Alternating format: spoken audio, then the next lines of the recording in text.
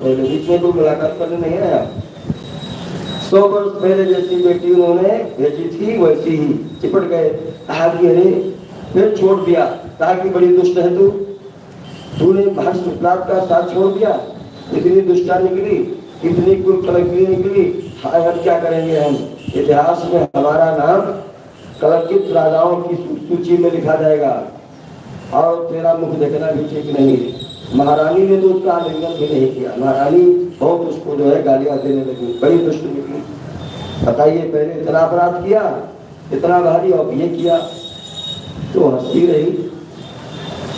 वो समझ गई कि मेरी बात नहीं मानी। महर्षि पिपलाद तब तक आए और कहा कि राजन मैं ही पिपलाद हूँ। अब बहुत बहुत छक्के हैं, आप पिपलाद हैं। आपकी अवस्था क्या थी, किस अवस्था में आप हैं।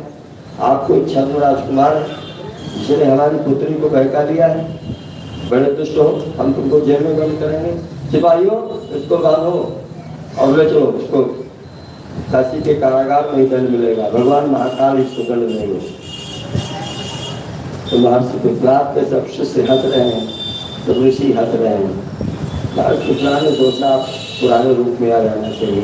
पुराने रूप में आए, तुरंत वही कमर और बहुत दूर तक फैली हुई जटाएं और वही सूखा हुआ शरीर चरणों में गिर पड़े और कहा महाराज आपने ये सब अचानक कैसे कर दिया। ऐसी सब माँ की कृपा है। माँ ने कह रखा था कि तपस्या करना और गृहस्थ धर्म में प्रवेश करना।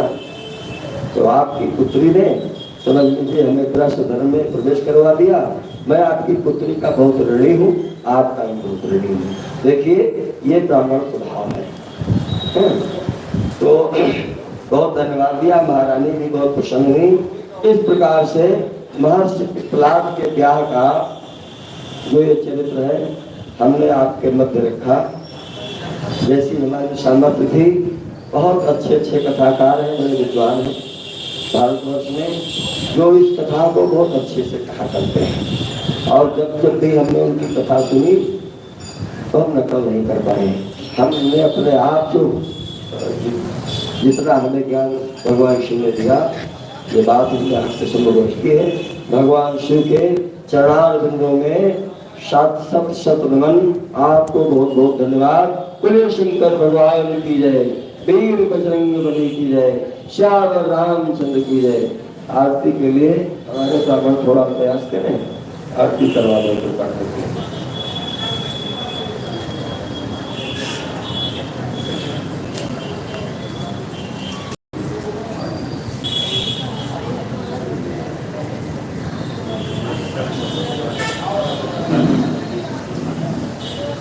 हाँ, सभी माताओं, बहनों, भाइयों और हमारे अग्रजन जो वृद्ध हैं, सबसे निवेदन है मित्रों से कि कल संभवतः 11-12 बजे से 2 बजे तक हवन की व्यवस्था है कि हवन होना ही है, लेकिन कथा जरूर कही जाएगी।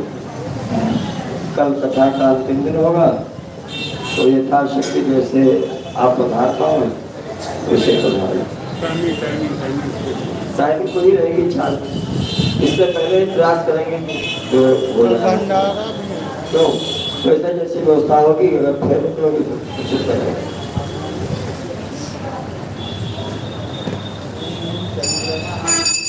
हरि ओम इदं हरि सदनं से आप संपूजा संपत्ति लोग संभव प्रजा बहुलाम में करो तन्नम प्रयोगे तो स्मार्टस्ते सात्यं सवर्त संयुक्तम वनिनायुक्तम मया दीपं गृहादे प्रलोक्यं तेरापहं भक्त्या दीपं प्रच्छां देवाय परमात्मने प्राहिमां निरात् घोरा दीप ज्योते नमोस्तुते। ओम जय शिव ओंकारा, जय शिव ओंकारा, ब्रह्माविष्णु सदा शिव, भोले भोलेनाथ सदा शिव, सर्वधारी धारा। ओम जय शिव ओंकारा, पंचाल मेरा जय स्वामी, पंचाल मेरा